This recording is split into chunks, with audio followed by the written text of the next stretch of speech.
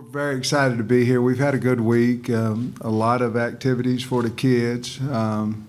Certainly trying to stay away from COVID as best we can. I want everybody to know I have such a great respect for Coach Franklin, and he and I have had some really good conversations over the last two times we were able to get together, and I have great respect for Penn State University. We've been practicing at the University of Tampa, and it's very close to our hotel. The facilities are wonderful.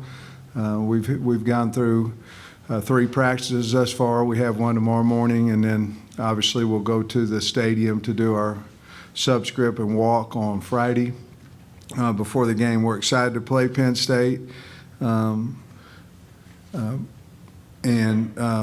very honored to be a part of the Outback Bowl. Coach Franklin. Yeah, first of all, I'd like to thank the Outback Bowl. Obviously, tremendous opportunity to play in a historical bowl game in a great location. We appreciate the weather, very similar to Happy Valley, so appreciate that. I got tremendous respect for the University of Arkansas. Obviously, I've been fortunate enough to be a head football coach in both the SEC and the Big Ten. So I think I got pretty good perspective on that. And I've known Coach Pittman really kind of from afar and his reputation. One of our guys that was on our staff last year, Dow, is now on their staff. So I've gotten some really good insight, and I've heard just nothing but great things. We had an opportunity at the bowling event the other night to really kind of sit there and talk, me, Coach Pittman, and his wife. And just really enjoyed it. Coach Pittman's doing it the right way. There's a lot of excitement at the University of Arkansas right now, which what he's been able to do. I think he's a great fit for the university.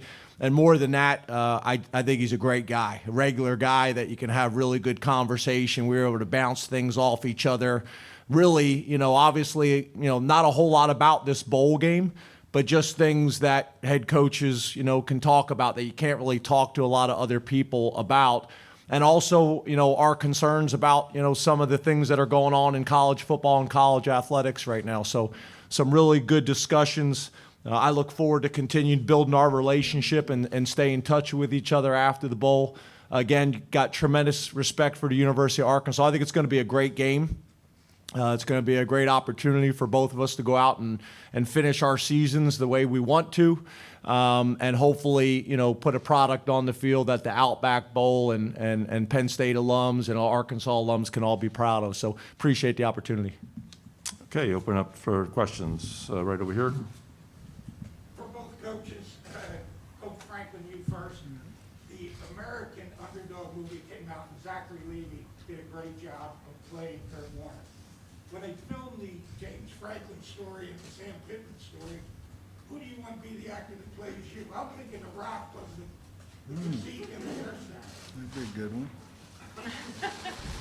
one. Yeah, it's either going to be The Rock or Denzel Washington, obviously. Okay, obviously. Yeah, one of those I two. like that answer. But I'm glad you kind of gave me reference because I didn't know what you were talking about when you first started talking. But yeah, probably The Rock. Similar body type, charisma, similar.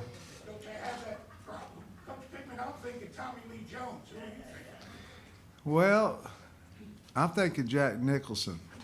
Yeah, that's fair. He's older, more mature, got a lot of gray like I do. So I don't know. I think he's made a lot of money. That's who I'd like to do represent me.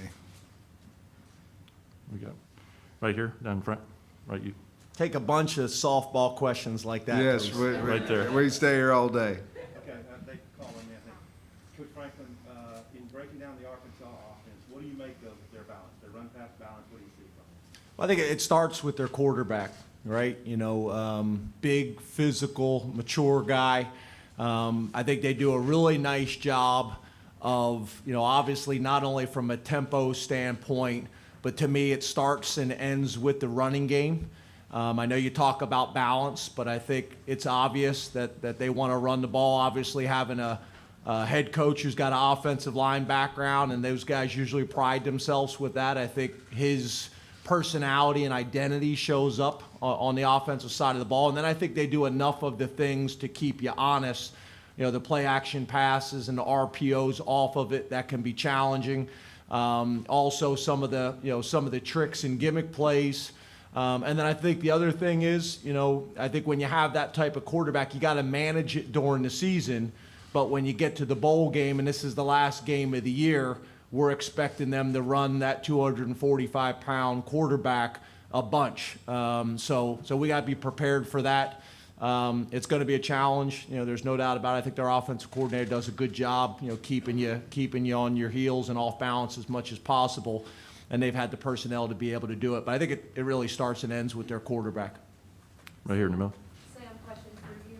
What can you say about Kendall Briles and his development of KJ Jefferson this season? I think Kendall's done a nice job. I went back to Felipe Franks from last year. I think, obviously Felipe played a lot of ball, but for him, he had never been in that system. So I think Briles is a really good teacher, really good communicator.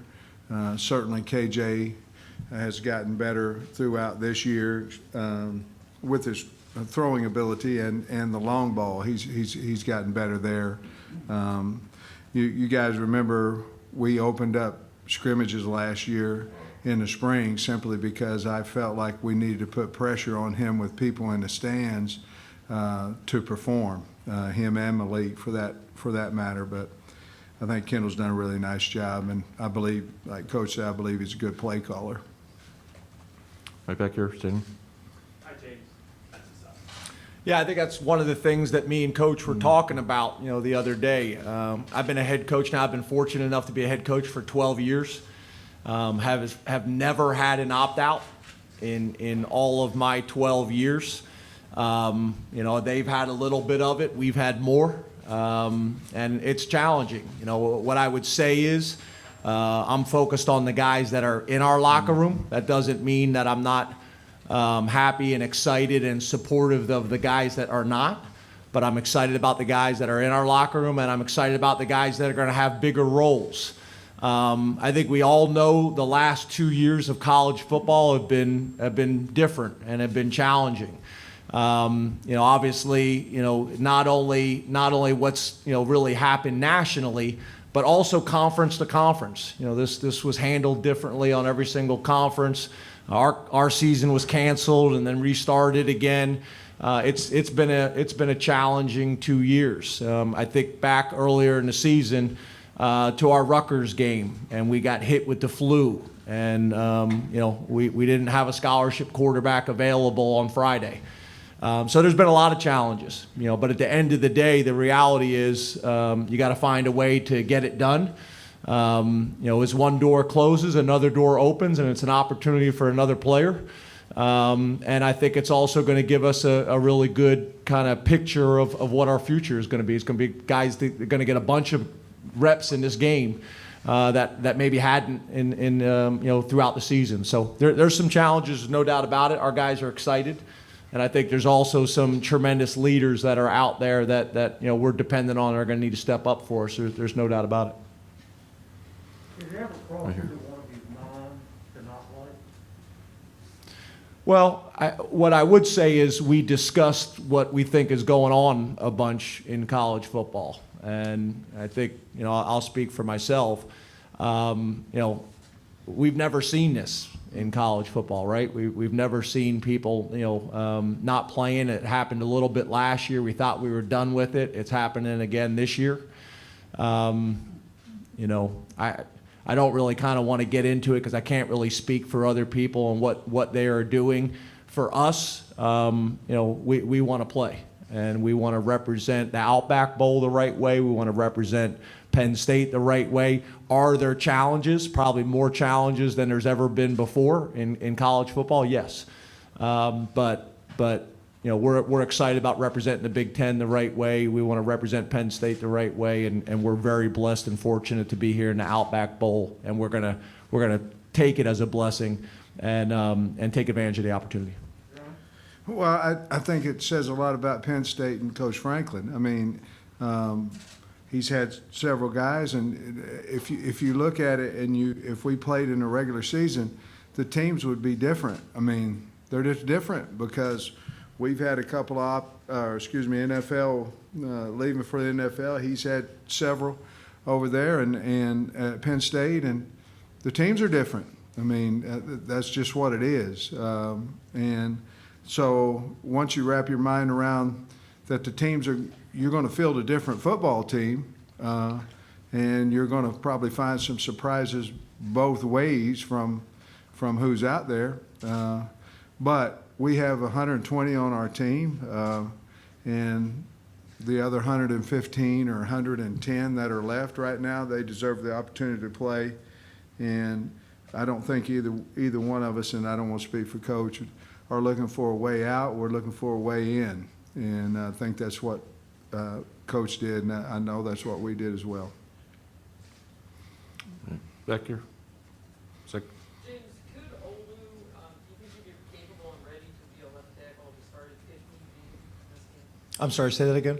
Olu, could you be capable, ready to start at left tackle if need be in this game? Yeah, he better be, right? Yeah. He was going to start earlier in the year and had an injury and was unable to start. And that's when Landon went in and started and played really well as a true freshman.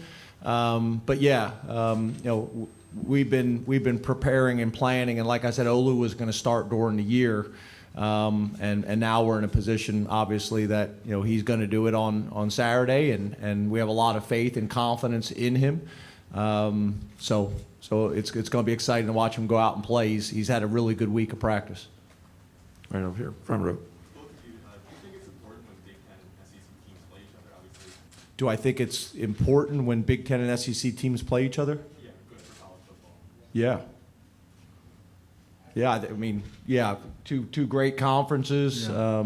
Obviously, like you mentioned, we played Auburn earlier in the year. It's kind of unusual. I think when we played Auburn, if I'm correct, it was the first time we'd ever played. I think first time there had ever been really, I think, a Big Ten SEC matchup during regular season or some crazy stat like that there was. And then obviously playing Arkansas right now. There's not too many things left in 2021 that you can say has never happened before. So it's a pretty cool opportunity. Yeah, I think it's big for the teams, the players, and obviously the fans. I think it's good for both those. Right here. Coach Pittman, Grant talked a lot yesterday about Penn State's tight ends and how they use them kind of different than the other teams in State. Do you agree with that? And how would you kind of evaluate the tight ends in Penn State's offense? Well, they're talented. I mean, Penn State has a big, thick running back as well, and so Lee, I believe, Lee, and he's a good player, a big, good player. And then off of that, they run a little play action, and then coming off to the tight ends, and those guys are really good blockers. They're good catchers. They're very talented. But I think if Grant's saying that, we've emphasized that, that they're very talented players, and we have to know where they're at and how to defend them. Yeah, for me, I can explain it in, when we're coming in on the bus to the home games, and you see people walking across there, and I was one of those people, trying to get into the game, trying to get a glimpse of the coach on the bus, the players on the bus. They didn't have the hog walk back then, but just trying to get in the stadium and feel the atmosphere. I feel that every single home game, very surreal, very honoring. I'm honored that I'm the head coach at Arkansas, but yeah, I mean, I feel it all the time. I was a fan. I went to camp, went to football camp there, and Lou Holtz was the coach, and Did you get rejected too? Well, I got rejected. I'm glad you said the two, because that kind of makes me feel. Yeah, I got rejected. I went to Penn State's camp. I got recruited none, so I don't know if it ever got to the rejection part. Yeah, excuse me, I didn't mean to interrupt, Coach, No, but I was yeah, done. I grew up just outside of Philadelphia, so it's unusual, a lot of times that you have the opportunity to be able to come back home. I played in the state of Pennsylvania. I did go to camp. I think Jim Caldwell was the quarterbacks coach at the time. They had a drill, Coach Pittman, where you threw fades and they had like a little target sitting in the end zone, and I won that drill. That's and awesome. I thought for sure Coach Caldwell was going to come over and talk to me about why I should be at Penn State, and he never came Went over. right by you. But yeah, it's something obviously that you take a lot of pride in. Obviously you understand the history, you understand the tradition. I think we're also both at places, that really emphasize the true student athlete and getting a great education at a great university. So there's so many reasons that I think, for us that it's important, and college football is really important, and being able to win games is really important, but at Penn State it's also about, getting a great education and having a well-rounded experience and being prepared and ready for life when that comes, when the game of football comes to an end. So I think all those things allow for me, obviously being a local guy, having pretty good perspective on what it truly means to be a Penn Stater. Right down here. Each of you coaches have lost a significant piece of your offense, a premier playmaker at wide receiver. Could you each reflect on what that player meant to your program and what it's been like adjusting your offensive plan without that? Well, Burks was, he's from the state. He was our go-to guy. He was our big play guy. Anytime we got zero coverage or man coverage, everybody in the place knew we was going to throw him the ball, and he was, a lot of times he'd go make the play, and a lot of times he'd score on it. I understand his situation and things of that nature, but losing him, we lost a lot of offense, and we also lost a very good leader.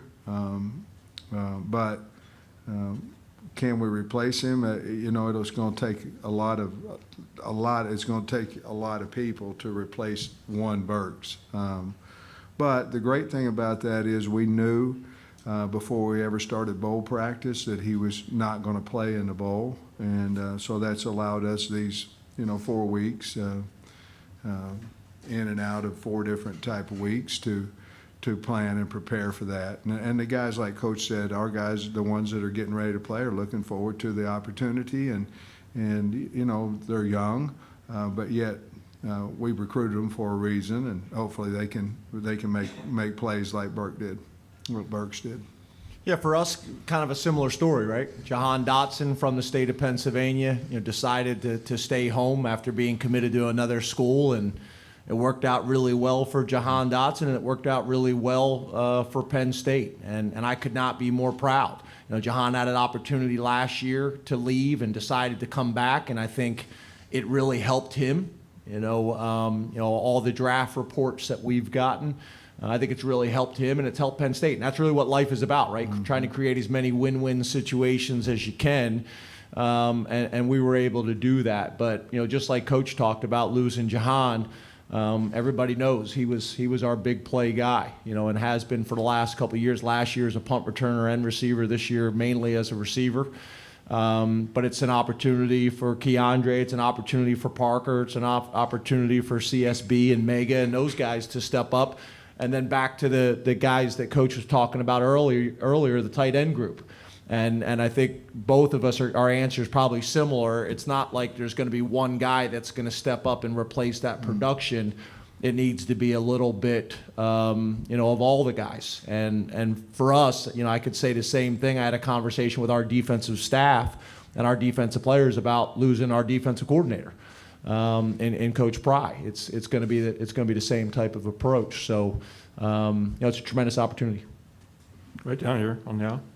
Coaches, with some of the bowl games being canceled and also some cases at the last minute because of COVID, does that frame your opinion or message to kids in any different way? Maybe emphasizing precautions, maybe talking to each other, figuring out a contingency plan. Like, how has that informed how you guys are processing this? I'll take, if he asks another question, I'll take it.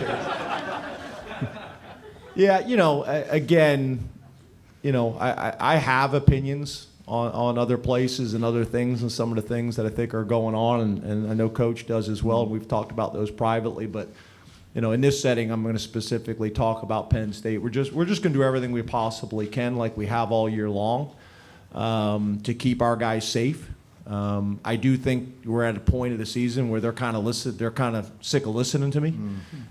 We've been pounding these messages home all year long, and overall, our doctors and our trainers and our players have done a tremendous job with that. And we're going to need to do that, not just up till game time, because this isn't just about protecting college football. It's also about these guys making great choices so they can be safe and healthy throughout the rest of the year and their lives. So, with the game of football, there come sacrifices. With your health, there's sacrifices that have to be made, and there's lessons in all of this, right? I think you don't really have to. The kids see it. They see this bowl's opted out, this bowl opted out, and so there's not a lot you have to say other than what we're doing. Wearing our masks in the building and all that kind. We've gotten to this far without losing guys to COVID and this, that, and the other. I know there's a new variants and all that right now, but I think anytime you have a coaching staff and a team that wants to play the game, and it's not always that way, but it makes it easier to get the game going. And I think Penn State wants to play, and think we want to play. So, Right down here in front. Yeah, I think as you guys can imagine, some of the announcements are coming out are new to you guys, but they're not new to us. We had a pretty good understanding. What I try to do is at the end of the year, I sit down with all these guys and have conversations, and sometimes their parents are included in those conversations. And like I said, for 12 years, we've never had one. And that doesn't mean for 12 years there hasn't been guys that have been advised not to play, and there hasn't been guys that have considered it. But literally for 12 years, we've never had one. So this is new information for you guys. It's not new for us. We've been planning and prepared for this for a while. There's really none of these announcements are new to us. Right back here. James, we talked to Sutherland yesterday about possibly making the transition to Sam linebacker. Obviously, you guys are a little depleted in that room. Is that something you see for him this game and beyond? And how is he kind of making that transition? Yeah, he's already done that, this year. He's already played, that position. I think that was part of him coming back. He's going to come back next year and use his extra year. I think he realizes, as well as we do, although he's got some safety skills and DB skills, he plays his best the closer he is to the football. I think that's his long-term future. So it made sense for him to come back, fill one of those roles and be able to put, a whole season of tape together of showing probably, what his role and identity will be at the next level. So, obviously he's been a great special teams player for us. But yeah, playing that, what we call the field backer or the Sam linebacker, I think that's his future, and he'll play that on Saturday. In the back here. Coaches, you guys have bowls, you're going to push gardens later, and there's a beach trip. At this point in your careers, how are you balancing the fun of a bowl game with coaching and trying to get your guys prepared for that? Well, I have no experience at it, so it's pretty balanced to me. He's been to a gazillion of them. As a head coach, we're practicing in the morning, and we're telling a guy, your day has objectives in it, objectives in it, and it has things that you need to get accomplished. And practice is first and foremost, and we're doing it early in meetings, and then, the rest of the day they can go out on their own and do.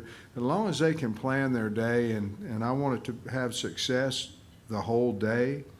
I think the fun and the practice and the meetings and all that can be put together. So that's what we're trying to do, and it's good that we're starting practice in the morning, because that way they have to be in a little better shape coming home, get earlier curfew and things of that nature. Right here in the back. Yep. Sam, the SEC has not done well yet in the bowl. Does that lend us even more pizzazz for this bowl game? You know, I wish the answer was yes, you know, but, you know, each of those schools got their own team, their own, you know, going to NFL. You know, a lot of times in the SEC and in the Big Ten and things of that nature, I mean, you're going to have really good players. And by the time, until we get to more teams in the playoffs, like I said before, you're going to play a different team. It's going to have the same logo on there, but it's not the same team that you had during the regular season. And I think that's a little bit what's happened to the SEC. Maybe not. Maybe they just got beat. I know I'll catch a lot of heck for saying that from the teams that beat the SEC teams. But for me, it's about, you know, preparing our team well enough to go out there and play as good as we possibly can. Hadn't thought much about the SEC not being 0-4. All right, couple more questions here, right here in the back. Sam, you got Tyson Morris back today. What does his addition bring again? You talked about wide receivers stepping up, and for a kid from Fayetteville has been through the trenches with this team, so important for him to be here. Well, we needed him back. His legs look fresher than the other guys today. You know, he hadn't practiced for a few days, but He looked good. well, I tell you, I'd leave him wide open. He dropped a couple. But you're right. He's from Fayetteville. He's super senior, coming back, all those things, and I'm just glad that he was able to get back today, and he seemed to be excited. The kids seemed to be excited for him, you know. All right, in the back. James, you talk about your linebackers. Do you feel like you have the requisite numbers to play how you want to at linebacker with the opt-outs? And are you in a position where you might have to burn some red shirts that you otherwise wouldn't have? Yeah. Fair question. Obviously, you know, there's not a whole lot I'm going to answer in terms of things that I think could affect the game and from an information standpoint. But yeah, we're gonna have to burn some red shirts. There was some conversations. We've been very strategic about, you know, playing guys in 4 games and playing some guys in 3 games and saving a game for a bowl and things like that. But as the season went on and we had the flu spike and other things, it was hard to do that. So yeah, we have some guys that we're going to have to burn their red shirts for this game, but it's not something, you know, that I decide that on my own. You know, I don't think that's the right thing to do or fair. You bring the young men in, you have some conversations with them. Sometimes you include the parents in those conversations. I still think it's a little bit better than the old days where, you know, I'll never forget Dominique Foxworth, who's on TV now, who I recruited out of Baltimore at the University of Maryland. He burned his red shirt for 1 game at the end of the season to send us to the ACC championship, you know, years ago. And I really think this was the right change. This was one of the rules that have been changed. I think it's the right thing to do. So yeah, you're talking about burning a guy's red shirt, but you're really talking about burning a guy's red shirt for 5 games, where you'd still like to preserve it if you could. But I think it's a very different conversation than in the old days. You're talking about a kid that you've been trying to redshirt all year long, and now you have no choice, and you have to play him in the bowl game, and he's lost an entire year for 1 game. I think it's still a better scenario than that is. But yeah, that's where we're at. You know, we're gonna have to play some of those guys. One last one right here. For both coaches again, you're not one of the 4 teams playing in the college football playoffs. Is there a better place than the Outback Bowl in Tampa, kicking off New Year's Day?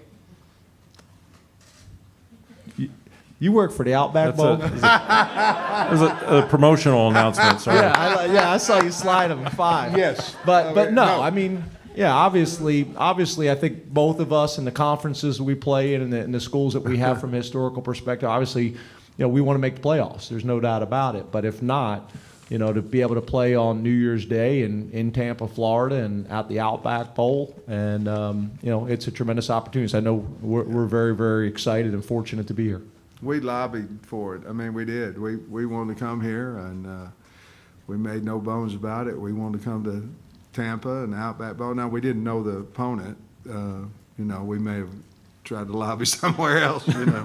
But we wanted to come here. We wanted to play on New Year's Day. It was a big deal for us in our program, and so we did. We lobbied for it. BetOnline has you covered for all the holiday season. More props, odds, and lines than ever before. BetOnline remains your #1 spot for all sports action. Head to our new updated desktop or mobile website to sign up today and receive your 50% welcome bonus with the promo code BELIEVE to receive your bonus. That's BLEAV to receive your bonus. And it's not just football. BetOnline has pro and college hoops, NHL, boxing, UFC, even your favorite Vegas casino games. Don't wait to take advantage of all these amazing offers available for the 2021 season. BetOnline is the fastest and easiest way to bet on all your favorite sports.